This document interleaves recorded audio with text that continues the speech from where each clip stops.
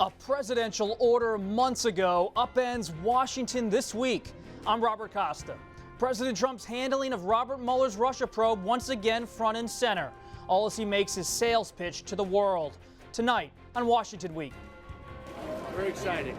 President Trump's debut at a global summit is overshadowed by bombshell reports that he demanded the firing of special counsel Robert Mueller. Fake news, folks. Fake news. What's your message today? Typical New York Times fake stories. But one of the president's confidants, Newsmax CEO Chris Ruddy, told the PBS NewsHour last June that Mr. Trump was actively considering firing Mueller. I think he's considering perhaps terminating the special counsel. I think he's weighing that option.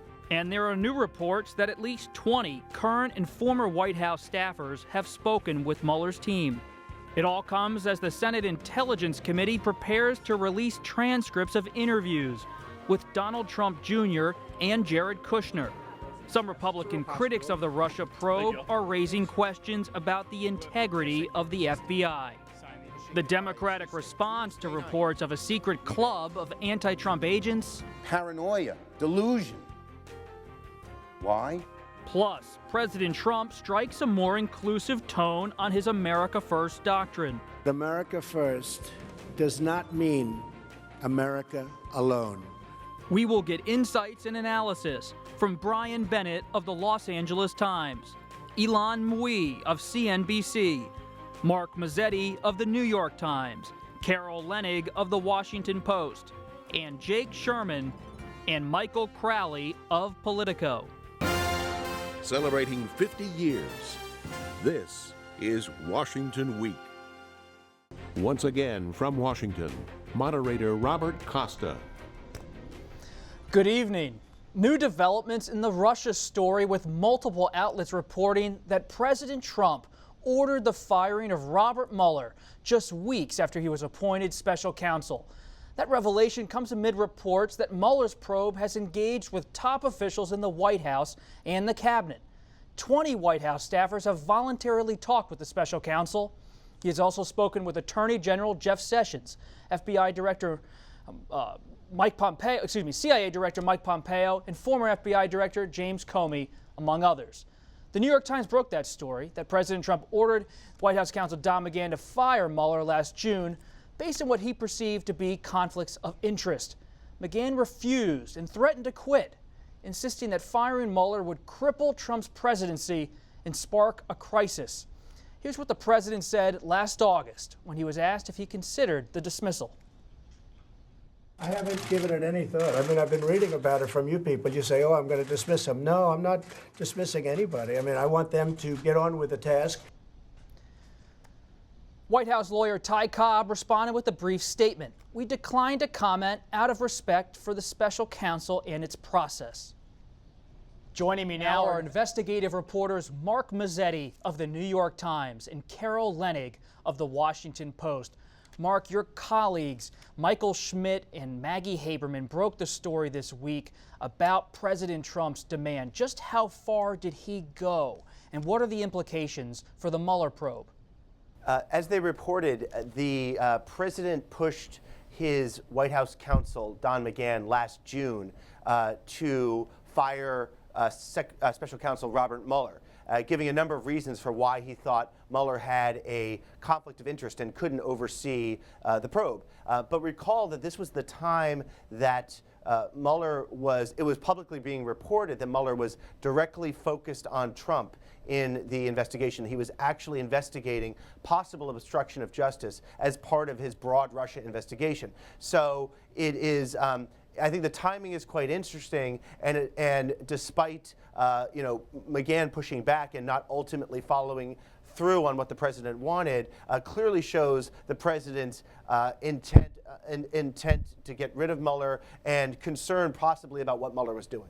Carol, that question of intent hovers over all of this. So what's next for the White House counsel, Don McGahn, a confidant of the president? Should we expect him to be asked to testify in Capitol Hill, to meet again with the Mueller team?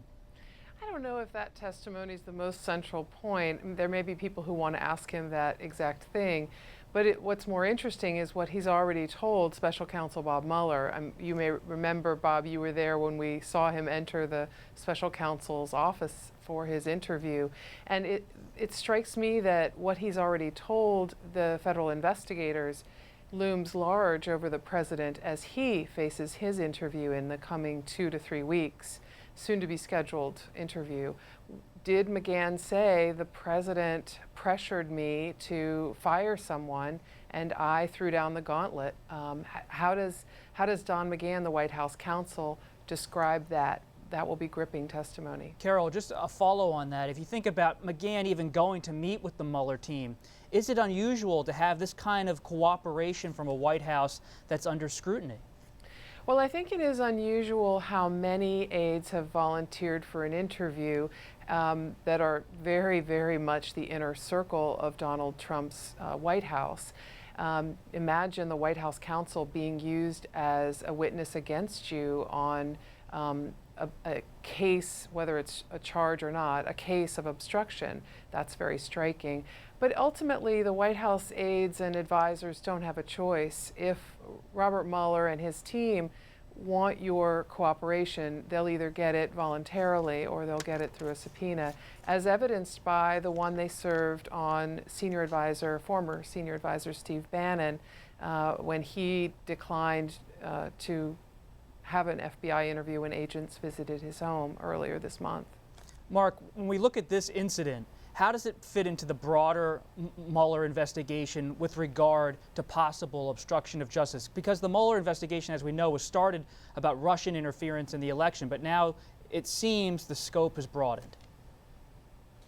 Yeah, and it's always, I think, dangerous to try to read too much into any one incident or thing that gets reported as signaling what Mueller is or is not doing. But I think that what we've learned in the last couple weeks about his interview of Jeff Sessions, some other interviews, indicates that clearly he is focused as one part of the investigation on a possible case of obstruction against the president. We reported this week that he interviewed Sessions last week and was particularly interested in the question of the firing of Comey and other matters that might play into this overall category of obstruction of justice. However, when you look at the Sessions testimony, of course, Sessions would be able to speak to not only what the president did since taking office, because Sessions was Attorney General, but he was also questioned about what happened during the campaign because Sessions was a campaign advisor. And this goes to the other half of the Mueller inquiry, which is, was there any collusion between Trump, the Trump campaign, and the Russians? And since Sessions was in so many of those meetings discussing these topics, certainly Mueller wants to know about that as well. Carol, what does this mean for that presidential interview you mentioned that hasn't happened yet? The president strolled down through the halls of the West Wing to his chief of staff office, General John Kelly, this week, and said he'd be willing to meet with the Mueller team to do it under oath. Is that going to happen or not in light of all these events? The president's lawyers have told me that, they're ultimately leaning towards having their client, the first client, be interviewed by Bob Mueller's team, but they'll make that decision as they negotiate the terms. They felt that the president spoke sort of off the cuff and maybe a little prematurely by offering this interview. I think that it will be fascinating because I wonder if really the president realizes how many people have been interviewed that he's spoken to directly about some of these instances, like his interest in firing Comey, his interest in Sessions stepping down or being forced out, his interest in Mueller being removed. I wonder if he really has a sense from his team or from his memory about how many times he's brought up these things, because all of that information is now in the hands of Bob Mueller. Mark, final read on where President Trump stands. Is he leaning towards sitting down with the Mueller team, or is he going to fight back, as he told reporters this week? Well, I mean, I think it's fascinating, to Carol's point, that there's an ongoing negotiation here. And clearly his lawyers were worried about losing leverage in the negotiation when the president just comes out and says it. Take the president at his word and that he does want to talk to Mueller. He thinks that he can negotiate with Mueller, or he can give himself a clean bill of health. But as Carol's pointed out, he has no sense of what has come before him, what else people have testified to, and the biggest concern, or one of the biggest concerns of his lawyers, would be perjury, and that this is a perjury trap. So, the lawyers did try to walk it back a little bit. I do think something certainly will happen, but this will be a bit of a back and forth. Well, the president's also probably going to be paying attention to what's published in the New York Times and the Washington Post. What a war, what a great war for our country to have all this reporting this week. Mark Mazzetti of the New York Times, Carol Leonnig of the Washington Post. Thank you. Thanks, Bob. Thank you. Republicans have supported Mueller in his investigation, saying he's an honest man doing his duty. But this twist, it could raise questions about whether the president was trying to fire him and whether Republicans will respond. Jake, that's the question on Capitol Hill. How do Republicans, who you cover every day in Congress, respond to this kind of news? They've said back a little bit back and forth that they would pass legislation to ensure that Mueller doesn't get canned. Lindsey Graham, and these aren't, these are people who are friendly with the president, have said they want to protect Mueller, they want to protect the government, they want to protect the investigation. They've not done so yet, and we'll see if they do. I think, as we all know, doing anything proactive in Washington is very rare. Is there some Republican support that could grow in the coming days for those bills to protect Mueller? That's a good question. Probably not. I think it would be very difficult to get that through the House, where you have a conservative wing of the party that would like to see Mueller go and thinks that his investigation is a sham and he's a quack. And that's a real dynamic. You have some of these conservative Republicans, many in the House Freedom Caucus, who are on TV pushing all sorts of conspiracy theories about Mueller and about the FBI and about the investigative process in this country. I think that's exactly the thing that increases the stakes for the midterm elections. If the Senate or the House flips in the midterm elections, and you know that in the first elections after a new president is elected, oftentimes there's a wave election. And so I know the Republicans are very nervous about that. And if the Democrats gain control of one of the houses, then suddenly you've got investigative committees and you've got momentum to try to pass legislation to do things that, like protect Mueller, like increase the powers of independent counsel or special counsel. Could it even be more than that, Brian? Are the Democrats prepared if they take the House because of the president's conduct, in their view, regardless of what Mueller concludes? Are they ready to move on something like impeachment? So the Democrats have tried to stay away from talking about impeachment. They've held off right now. In fact, there are Democrats that don't want Tom Steyer out there from California, who's been doing ads on impeachment. They don't want him out there right now. They want to try to keep the focus on the Russia investigation and not take that next step because they don't think there's a political advantage yet to talking about that. It's too early. It's not ripe.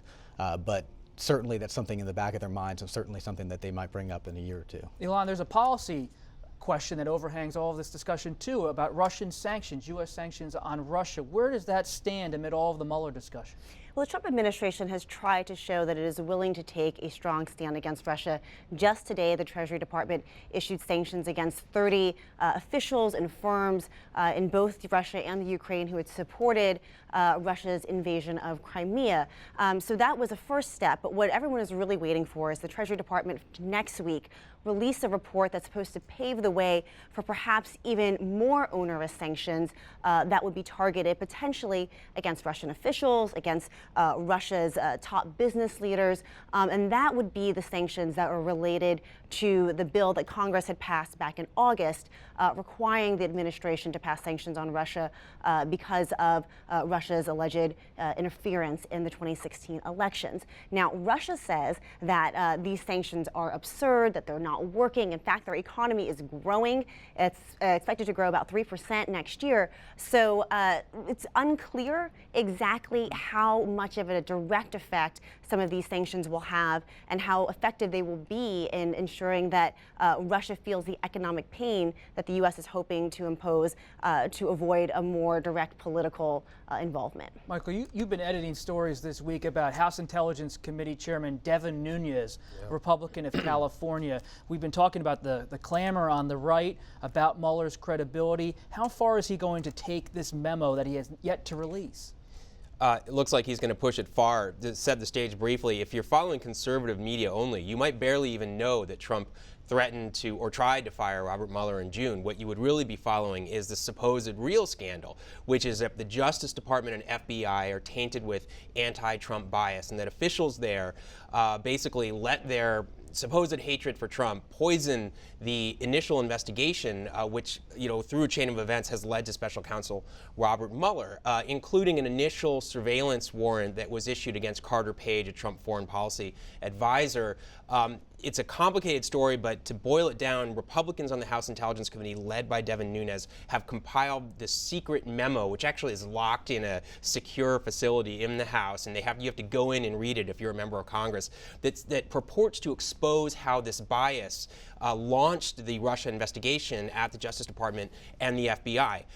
So what Nunes and Republicans in the House want to do is release this memo to the public, even though the Justice Department has said there would be terrible consequences. I believe in a letter from a senior Justice Department official, the word was reckless. It would be reckless to put this out, in part because it draws from classified information. It could threaten sources and methods.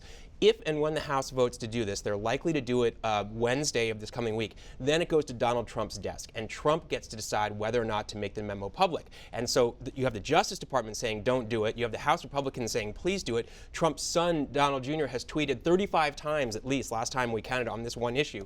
Trump is going to be the decider. It's going to be an explosive issue next week. So that's all happening in the House, Jake. That's where you live, in Washington, covering the U.S. House. We used to hear from those House Republicans when we were on the Hill together that if the president ever fires Mueller, that's a red line. Is that still the case? No, but on this memo, this came up in the government funding debate. Conservatives in the House Freedom Caucus pushed the Speaker and the Majority Leader to release the memo as a condition for their support for keeping the government open. In the House, it's not a red line, firing Mueller, at all. And I really do think in the coming weeks and months, there's going to be a flashpoint here, and there's going to be some sort of movement toward the top of the party, the Lindsey Grahams of the world, the Paul Ryans of the world, to pass something like this. I just want to add before we run out of time, it's really important to note that Democrats call this memo misleading and a distortion of the underlying intelligence, and they say that it does not show actual bias, and it's just important that people understand the Democratic position is this is a cynical stunt by Republicans to undermine the credibility of these Russia probes. And a lot of tension between Democrats and Republicans on the Intelligence Committee because of this investigation. So while that's all happening here at home, President Trump took his America First message directly to the people he has cast as villains in his rise to political power, banking titans, corporate bosses, and international leaders who have spent years preaching the virtues of global integration. This week, he showed up as a president of a superpower, and to a standing room only crowd, he made his sales pitch. The stock market is smashing one record after another and has added more than $7 trillion in new wealth since my election. Consumer confidence, business confidence, and manufacturing confidence are the highest they have been in many decades. America is open for business. Many world leaders hear that America First message as one that promotes isolationism and protectionism. I think Davos in many ways represents that view of the world that is about free trade, free enterprise, that takes the view that globalization on balance is a good thing. And to a certain extent, it seems that America is moving away from that path. Let's discuss. Brian, is this a new President Trump? Is it the end of Bannonism? Steve Bannon, the former strategist, articulated that nationalism inside of the administration. Was this a different tune, a different tone? It was a different tone. He did bring his America First message, and actually I looked at Breitbart. Breitbart had actually pretty good reviews of Trump's speech, which was very, very surprising. It seems like he walked the line. He brought this message of, we're going to, America first, we're going to serve self-interest, and other countries should serve their self-interest. But it was a moderated tone, and he hasn't blown up any of the major trade deals yet. You know, he's still playing footsie with NAFTA, for example, but hasn't made any big impact on that. And I think his presence there reassured the people in Davos in the room. I mean, just a year before at Davos, the discussion was also about Trump. He wasn't there, but a lot of the leaders there were really nervous that Trump was going to really upset global markets and launch a trade war with a bunch of very serious trade practices. And that hasn't happened yet. He's really just been nibbling around the edges on those things. And I think actually his presence there kind of reassured the people in the room that he wasn't going to do anything major to upset global markets, while at the same time projecting his America First message to his base. Elon, you're so plugged in with business leaders. What did they make of it? And he was touting the U.S. stock market, of course, but what's their broader view of all the policy implications Brian mentioned? I think that this was really an opportunity for President Trump to play a role he hasn't been able to play a while in the U.S., which is CEO in chief. Ever since his business council here in America was disbanded, you haven't seen the parade of corporate titans coming to the White House, sitting around the boardroom table as they were in Davos. And so that is a stage and a situation I think that President Trump feels like it plays to his strengths. And you're hearing a lot of optimism from the business community because the rhetoric that he used during the campaign trail, that populist, isolationist rhetoric, has not turned into reality. He did withdraw from TPP, but that was already dead. As you mentioned, he still is renegotiating NAFTA. And by and large, they're very excited about tax cuts. That's the president's biggest legislative achievement, and it's something that big businesses are directly going to benefit from. Michael? Well, yes, the rich are getting richer, and there's a real irony. First of all, what's amazing is Donald Trump was never invited to Davos before he was president, and for him, this must be this wonderful vindication. This is the kind of thing he lives for. They have to listen to me. They have to suck up to me because I'm the most powerful man in the world now, and they didn't want me before, but now they kind of have to eat it. He loved the moment. You could see it when he was walking around. He loved it, the attention. That is just what he's all about, but at the same time, I'm sure there is this burning insecurity inside of him about whether they really respect him, and this will never end with Donald Trump. Well, we're not psychologists here. Okay, fair enough. We play one on TV. But yeah, we can play them on TV. But the more important point I do think is that he was, I would say, remarkably temperate, and particularly, and Brian, I think you touched on this, compared to the Trump of the campaign, who was running ads about a global elite that was sort of out to get the working man. Here he is in Davos. He's feted. He's applauded. He's talking about how everyone's getting rich and they can get richer. It just seems like such a far cry from that Steve Bannon vision. So, Alon, what does his base make of this? Well, I think it's a little bit of a stick in the eye, right? Because he is able to still project that America First message, even though he added the phrase America First, but not America alone, and say, hey, even though I was elected on a populist wave, we have a strong economy in the U.S., looking at 3% growth almost. Stock market has reached record highs. Unemployment rate is at a record low of 4.1%. So even though all the things that you guys said last year were gonna happen when I was elected, they didn't come to pass. And in fact, America's economy is looking stronger than it did before. And he doesn't act on this because of the stock market on a lot of these trade deals, because he fears the stock market would react poorly. Yeah, absolutely. And look, there's a lot of talk about what's going to happen in the midterms and can Donald Trump get reelected. The best thing any president could possibly have going for him is a strong economy, falling unemployment rate. He has that wind at his back. He loves it. He knows it. I expect a huge portion of his State of the Union speech next week is going to be about that. Final thought. Well, yeah, we did see a little bit of the real Donald Trump come out, the Donald Trump from the campaign trail at Davos. It wasn't in his remarks, which was temperate. It was at the end when he said the news media was vicious and fake, and said the stock market would be down 50%. We got to leave it there. Thanks everybody for being with us, and stay tuned for that Washington Week Extra Wall. Hang around. It'll be on most PBS stations, and be sure to watch Judy Woodruff in the PBS NewsHour next Tuesday for the State of the Union address. I'm Robert Costa. Thanks for joining us.